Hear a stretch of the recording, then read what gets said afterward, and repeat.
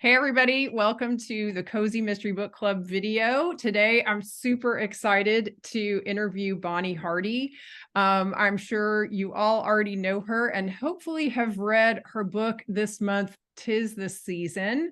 What a perfect time for that book, I might say. But really quickly, before we start chatting, let me read her bio. Bonnie was born and raised in Los Angeles. She's a former teacher, choir director, and preacher. She lives with her husband and two dogs in Southern California. Bonnie has published in Christian Century, Presence, an international journal for spiritual direction, and with Pilgrim Press. When not planting flowers and baking cookies, yum, she can be found at her computer plotting her next Lily Rock mystery. You can follow Bonnie at bonniehardywrites.com. Awesome. Well, I'm so excited to talk to you today. Thank you. I wanted to ask you first, since the book is "'Tis the Season" and it is the season, is Christmas your favorite holiday or do you have another? Hmm. I know, hard question. I love Christmas. So let's go with that. Yeah, I'm kind of, it's funny.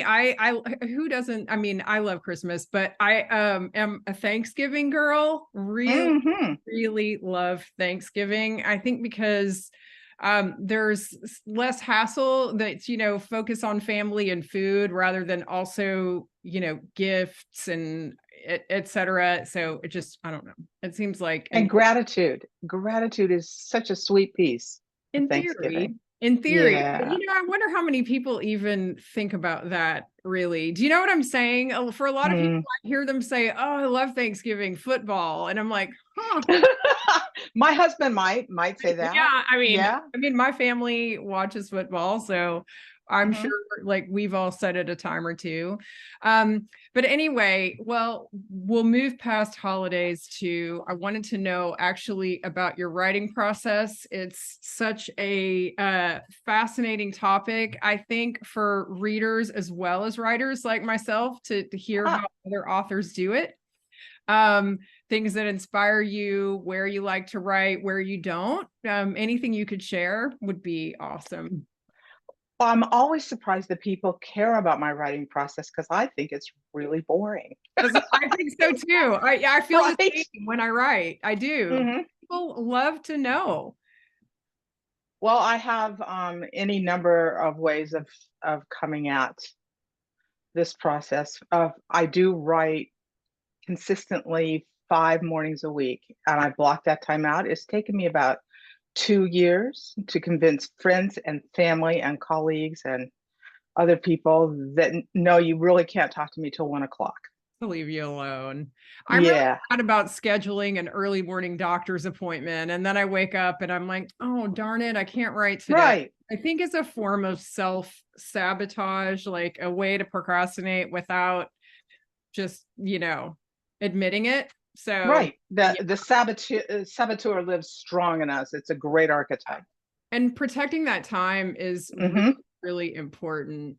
What inspires you to write? Like what brought you to writing? Because it is such a solitary and oftentimes frustrating process. Every time I finish a book, I feel euphoria, but every time I start one, I ask myself, do I really want to do this again? Right. Right. Is this really how I live my life? I know. I get that. It's taken me a lot of professions, a great deal of education, and some sort of sense of privilege to finally get to the point that I get to be a writer. I mean, I've been writing all along in various educational programs and other professions, Well, but and as a preacher too, right? Like yeah, writing. absolutely. Just getting through the graduate school to qualify as a preacher, which was my second career choice. But what happened with that is I just kept telling stories. I'd stand up in the pulpit and I'd tell stories. That's just what I did. I couldn't not do that. So, and people loved it, right? Of But course. it didn't belong there. It belonged in a book. So once I moved to more military family, and so my last church gig, I just thought, I'm just going to write the stories. And at that time, I was aware that I didn't have to go through a profession, an editor, and that whole long, lengthy process. So I just tried self or indie publishing, and it's been a journey since then, because it's two separate things, if not 15, right? The Yeah. writing piece and the Yeah. indie publishing piece. And so that's really kept me on my toes.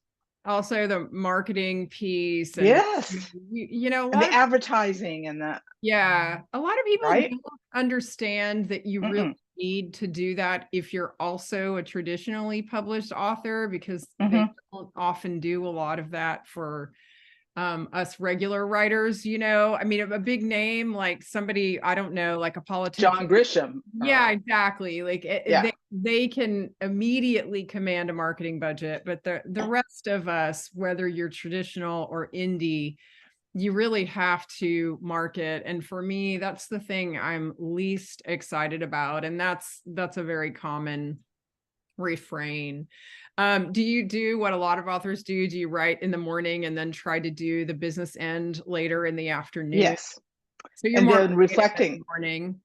reflecting on football, as soon as husband, my office is really close to the living. As soon as he's on the football, I'm like, oh, sorry, gotta go. So Yeah. anytime he's doing football, I'm doing other things, and it's cool. I welcome his interest in sports. He's busy, and so I just get on with Yeah.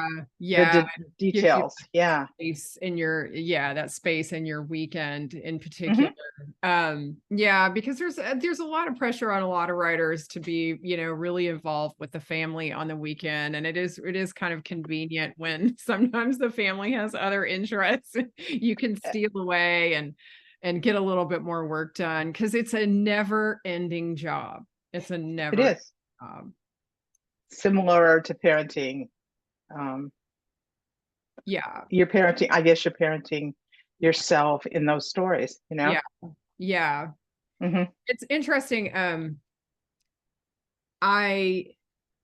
I often, like I said, I often ask myself, do I really want to do this again? Do you have other series in your head already that you're like, maybe one day down the road? Because I keep saying I don't think I want to do this again, but I have whole other series that I think about sometimes and I toy with. Mm-hmm. Do you have that happening, or Yes, I do. I'm playing with one right now. do you? I don't talk about it quite yet, and not until I'm not going to ask for details. No, and it's not that it's not a sense of not wanting to share it. It's almost holding it in a place until it explodes out of me. It's got to have that energy behind it. Otherwise, it won't sustain itself.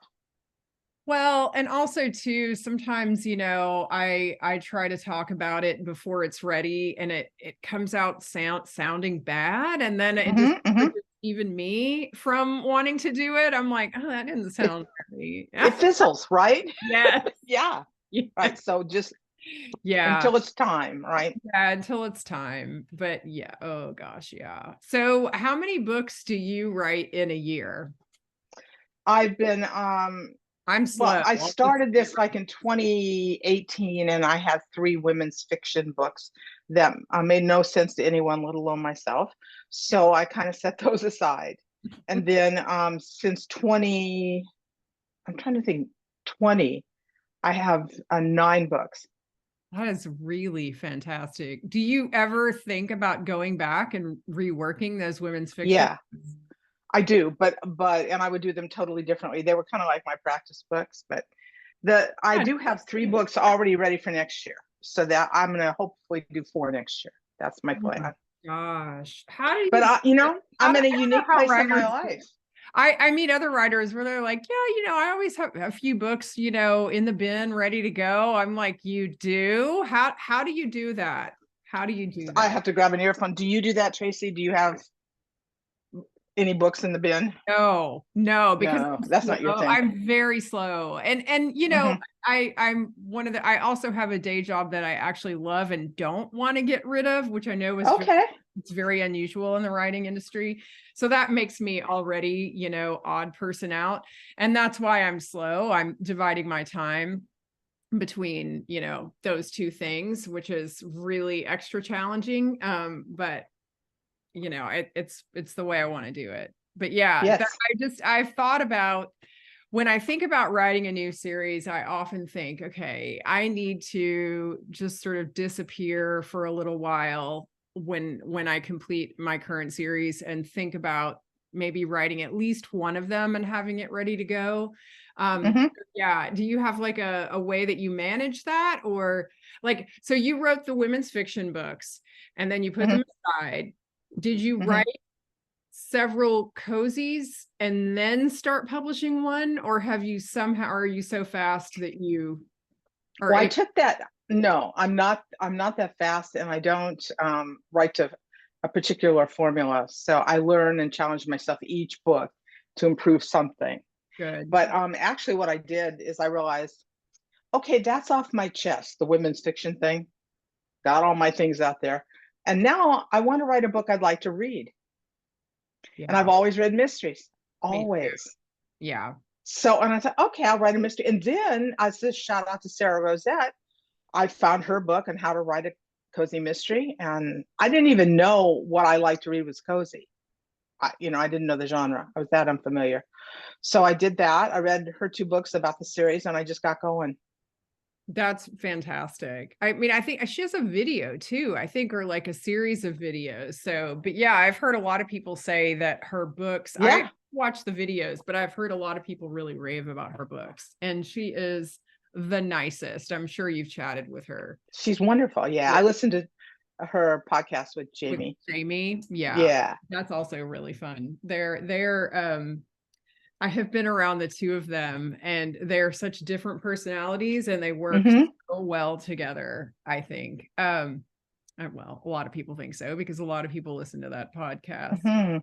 So, okay. So I wanted to ask you too, you said being a preacher, you often told stories, but I feel like, I mean, I think of Bible stories. I mean, those are stories, right? I feel like it would work, but do the stories that you told there, like, were you ever able to work them in books? Is what I'm getting at. You said you None felt of them, not one came out in a book. Nope. But the spirit of it did.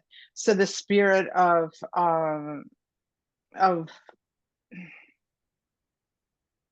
the welcome home spirit, that's in Lily Rock, my book series. That people can find family in, not necessarily in a biological group, but in a wide diversity of people, a wide swath of humanity, and that children and young people really do lead us to our better selves if we allow that to happen.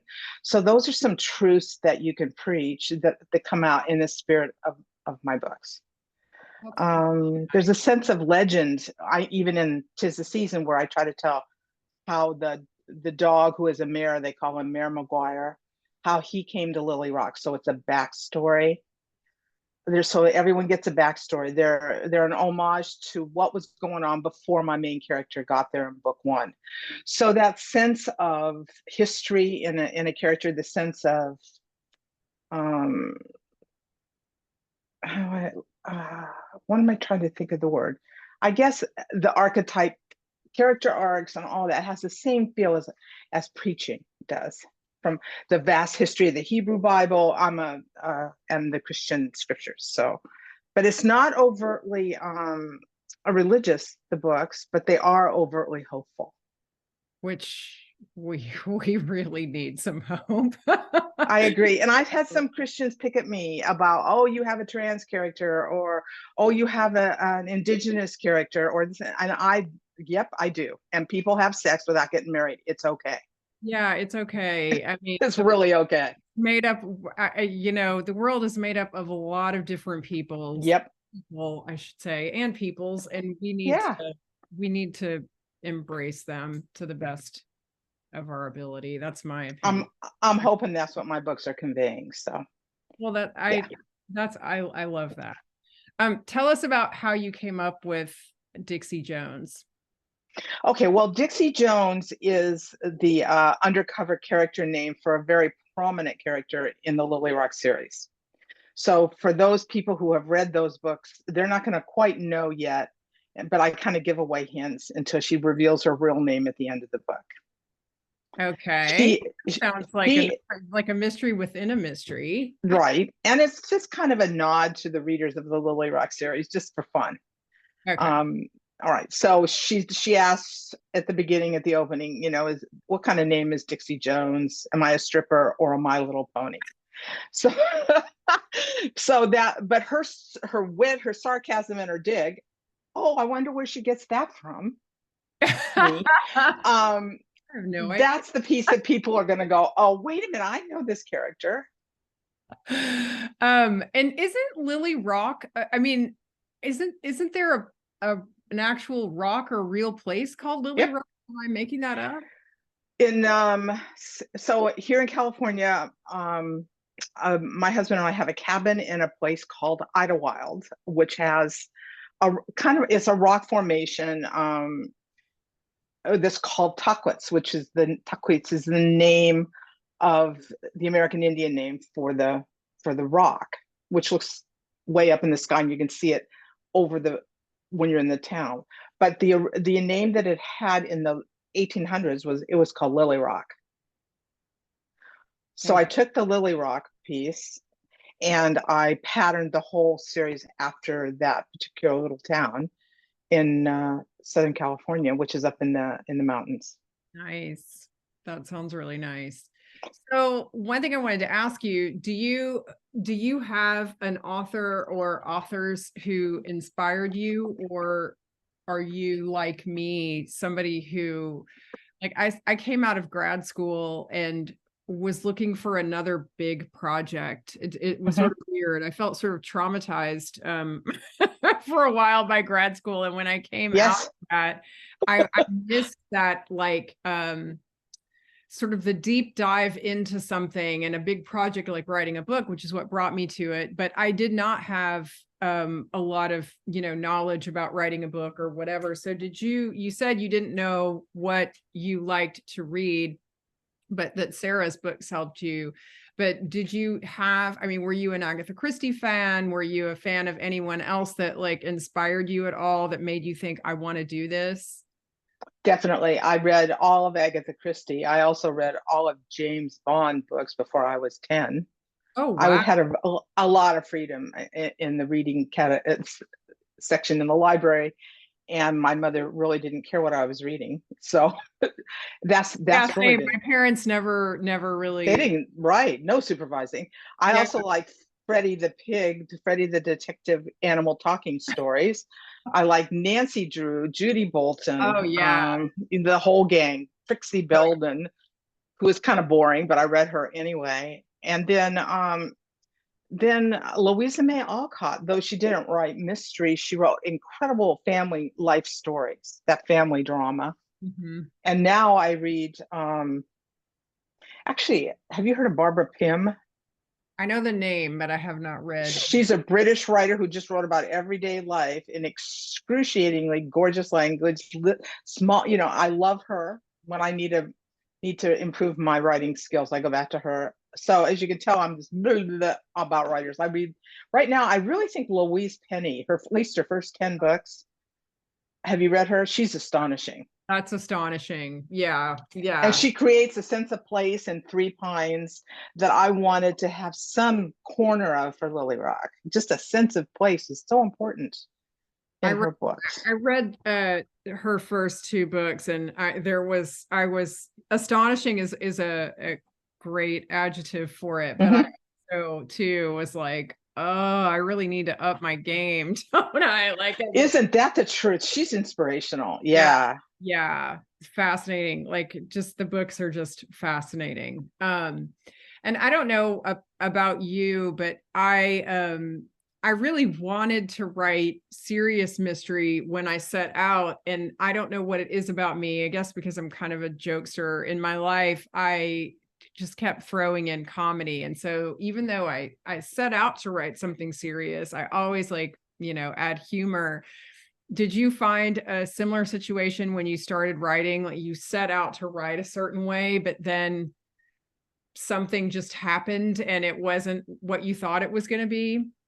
Yeah, definitely. And I it wasn't as much with the humor as it was with just a passion for people's situations and their life experience that I try not to get too heavy with, and balance with it with some humor. And then the voices that come out of you, right? I'm Yeah. like, wait a minute, I didn't know I thought or felt that. Yeah. And they come out in a care, and I'm like, whoa, this is scary. It's like psychotherapy, only you don't have to share it with a therapist, right? I do wonder about that because you know, sometimes I'll write a character and it sounds like you do this and you're like, where did that person even come from? Whoa, But yeah. yeah, And who then I'll be time? quiet, person. Yeah, Right?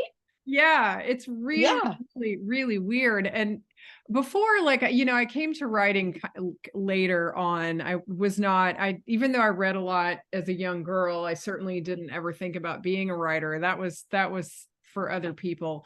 But when I did start doing it, I don't know, I was just surprised. It made so much sense to me what I had heard authors say before, which was, you know, the characters talk to me, they come to me, and I'm like, how did you know, are you Sybil?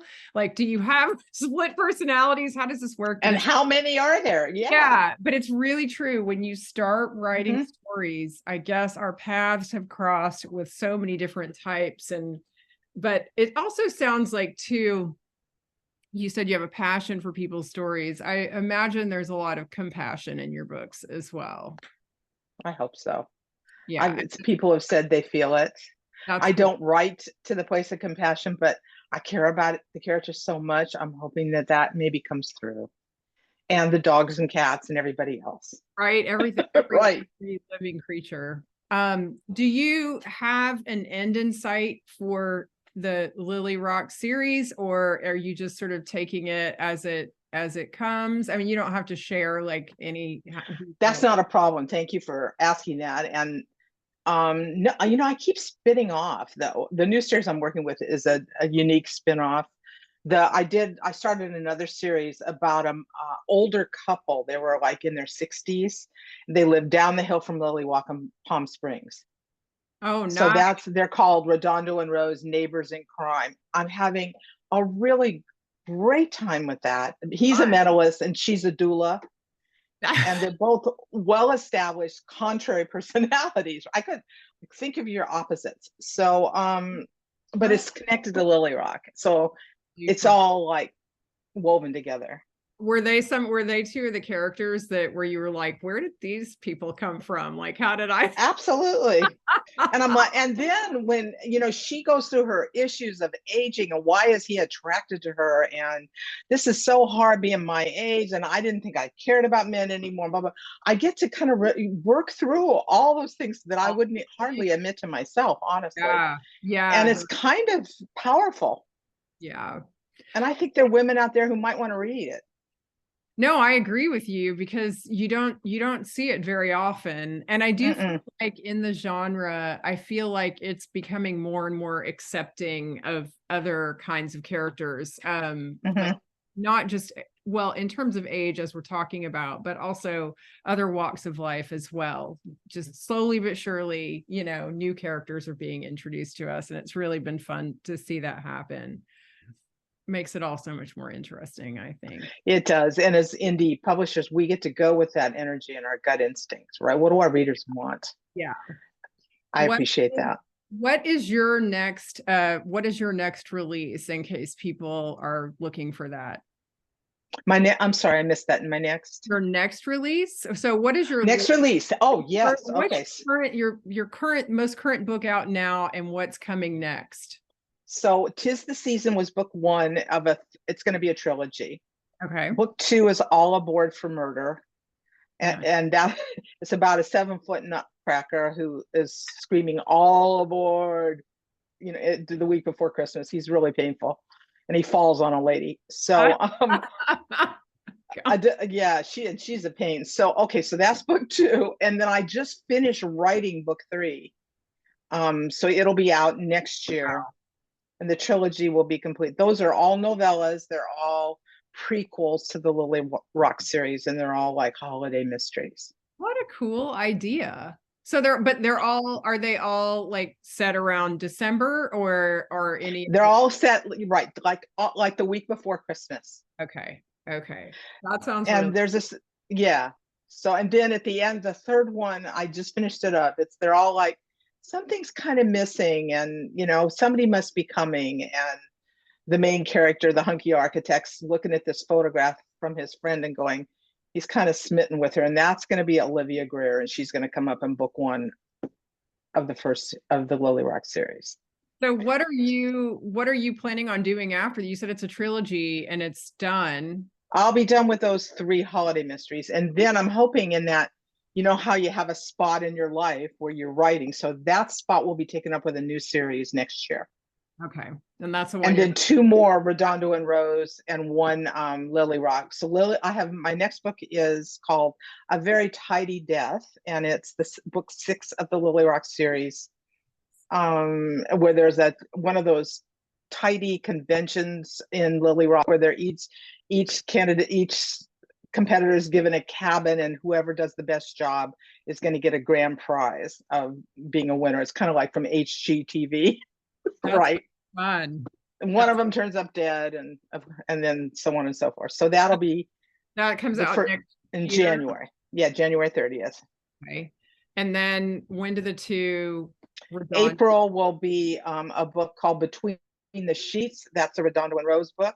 Okay. And it's an old, in Palm Springs or Palm Desert. That's like old Hollywood vibe. And they find a dead body of a guy, in bed between the sheets. So that'll be that. Cool. Redondo and Rose do.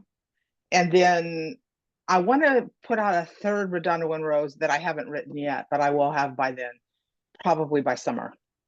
So that'll come out in the summer. And then you said is there a Lily Rock? Yeah, so the first Lily Rock, the main one is in January, but the end of the prequel series will be in December. So you see, I have this plan, Tracy. That's all lined up. I wish I was in your situation. I am envious and I am in awe. But I don't have a full-time other job, so just know that. Yeah, I don't know. Still, it sounds really fun. Like all the stories sound really fun. It sounds like, I don't know. I love it.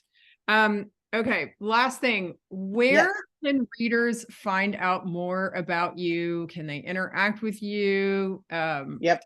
Like you can't walk out your front door without falling onto a platform that my book is on. Just Amazon and Goodreads, and it's everywhere, and it'll probably get annoying. Basic places, Amazon, Are you on social media or? Yes. Okay. Bonnie Hart. I'm at Bonnie Hardy Writes on Instagram and Bonnie Hardy Writes on Facebook. That's it. I don't do much.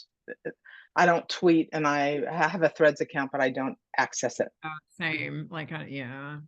Enough. And my newsletter. I was gonna say, can they go to your website and absolutely sign up for your newsletter? Uh-huh. This is more like for me. How often do you do a newsletter? Are you pretty frequent, pretty infrequent? Twice a month. Nice. Sometimes more if I have a launch, but twice a month. That's it. And I love writing my own newsletters, and I love it when people write me back. They're always, I send a recipe. They tell me I left out the stir in the flour part. That's okay. Recipes. Yeah. Yes. No, I've gotten some of my, I literally have gotten ideas from stories for readers, and I always give them in the acknowledgments if they write me and they tell me a funny story about their family that sparks an idea. I ask permission, but I've never had anybody say no. But yeah, I love that. So you guys definitely go to her website and sign up for that newsletter and interact with her, because it sounds like she's got some great stories to tell. Thank you, Tracy. Thank you. I really appreciate it. And have a great Thanksgiving too. It's your favorite holiday. Embrace it. Have a great Christmas. I will. Take care. Bye, Bonnie. Bye.